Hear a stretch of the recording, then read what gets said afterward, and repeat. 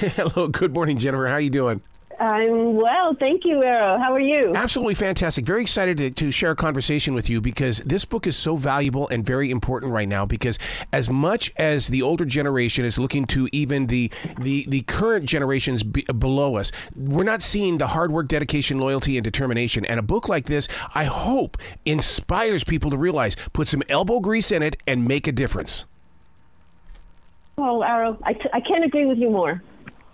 To do this book, I mean, you shock me in this book because there's so many things that we've just walked right by and didn't realize that there's a story that goes along with it.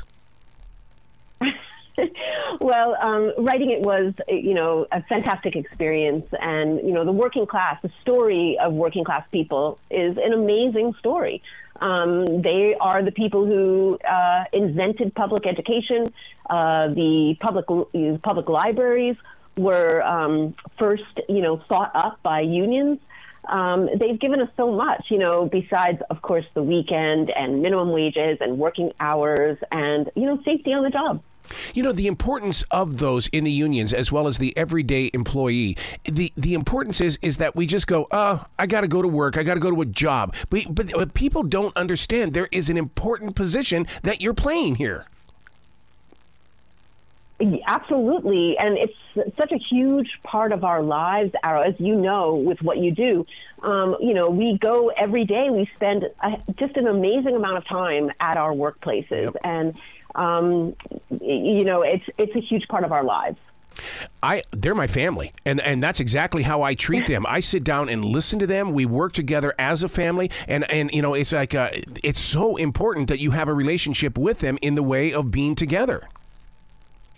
Yes, that's really what unions are. It's just solidarity with the folks that we work with every single day. And it's also very democratic. We live in a democratic country. We're very proud of that, as we should be. And, we all have a say, we'll all have a say in what happens this coming November. And, we all want that same say on our jobs. And that's what unions are. It's a democratic, it's very democratic to have that say on your job. Yeah. Coming from Montana, my father was part of a union, and I grew up hating the union because it was like my father was always on strike, and it affected our family life. And as I grew into adult shoes, I had to learn to understand the unity of a union. Yes. That. There it is, right in the word. And, and always being on strike, it's so hard because so often unions get blamed for so many things that aren't really their doing. Mm-hmm. So why are they on strike? Maybe it was that business or corporation who refused to give them a wage increase or to make their jobs safer. Yeah. So the battle and striking is one of the single weapons that the working class have. And so they must use it. Yeah, it was such a shock when I moved down here to the Carolinas, and they don't believe in unions down here. I mean, that really was probably the biggest culture shock I went through. And I think believing in unions is, there's a lot of, there's just a lot of, I would say bad news about unions that's put out there, just bad press, bad propaganda against unions that, I really hope Shift Happens changes, because what unions have done and the stories, and it's really, Shift Happens isn't just the story of unions or the labor movement. It's really the story of the United States, the birth of the United States, and the working class view of what that looked like to go through, colonization, to go through the Industrial Revolution, to go through, World War I and World War II as a working class person. So it's more than just, the formation of unions. But of course, unions are the beating heart of labor. And so they're hugely important. But yeah, I just think that it's such an important topic for everybody, but also for young people. You're probably going to think I'm a big jerk here, but if I were a school teacher, a history teacher, it would be required reading this book, because you cannot understand the foundation of this nation without understanding the people who helped bring it together.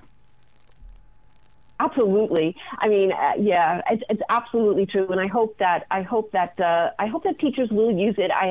I have, on my website, I've worked really hard to create different tools for teachers to be able to use the book really easily. And I also, when I wrote the book, I really tried to contextualize the labor movement within history. And so you aren't just reading about, the Triangle Shirtwaist Factory fire or the Haymarket or the Pullman strike. You're not just reading about that. You're reading about, what is happening in the working class and in our jobs that is affecting those things. And I feel like one of the most interesting stories is how the Civil War happens. Yeah. And, you're like, okay, well, why did the Civil War happen? And one of the reasons why is because in 1848, over in Europe, they had the Springtime of Peoples, and that they were really after democracy and to kind of oust the monarchies, and they lost. And so all these people that were like, hey, a huge swath of the working class over there were very demoralized and were looking for democracy, and they came here. So they came here in the 1850s in a huge wave. And when they got here, they were like, oh my gosh, like they took a look at slavery, and they boosted the need for the Civil War. Yeah. And so if 1848 hadn't happened and that working class hadn't come over, the Civil War might not have happened for, another 10 years, 15 years, who knows? But it's that kind of contextualization and that part of the story of being working class that I really want teens and anybody who's working class to know that history. So we spend so much time talking about the past inside Shift Happens, but at the same time, my heart is wide open and also fearful of this AI revolution. Because, if the computer is going to be trained to do human work, what happens to those that are growing? Yeah, I know, Arrow. And a lot of people, we hear a lot about AI, but I will say this, and I don't know if this will alleviate some fear, I'm not sure, but, the story of labor is really the story of skilled to unskilled, because that's what capitalism, our economic system, does. It takes skilled workers and de-skills them. And I will say unskilled work or unskilled is a historical term, and I only use it in that context because I believe it takes skill to do every single job. So AI is our newest thing, but there've been so many things in the past. And one of the most interesting ones that is in the book, and I love it, it's the story of glassblowers. And glassblowers were these workers with years worth of skill. Like, to be a glassblower, to work with glass, you needed to be a chemist. You needed years of training and knowledge to work with glass. And then in 1902, along comes the cylinder blowing machine, and that's all over. Glass blowing is no longer a skilled job. All those glass blowers have been unskilled. And so I really do think that this AI is the newest cylinder blowing machine. And and I'm not saying it's not going to destabilize workers. Like, every time we go from skilled to unskilled, it destabilizes us.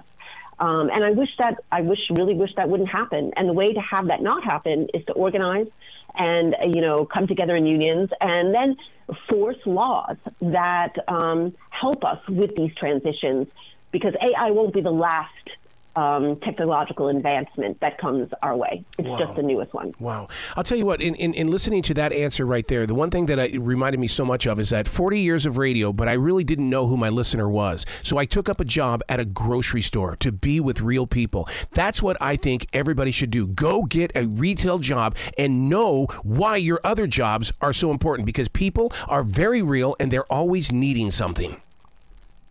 Yes. And our jobs, we give so much to our jobs as workers, and those jobs should be giving back. It should be a partnership. And of course, that's what unions are. And before, when we talked about that propaganda, against unions, they're greedy, they're this. Like, when I go into schools, I really talk to kids about, hey, like, let's critically examine the power structure. Like, let's take a look at this article and look how they call the CEO or the president of this corporation. But then when we talk about the union, we call the president of the union the boss. Like, we use this vocabulary. So it's almost like, because boss is almost like a mob term. Yep. And so we go ahead and we just position unions in that way, when really what they are is they are part of the democratic system. They're just, the bottom line is, labor is huge. It brings all of us together, so many of us together, and it can be very powerful. And so there's a lot that is going to fight that.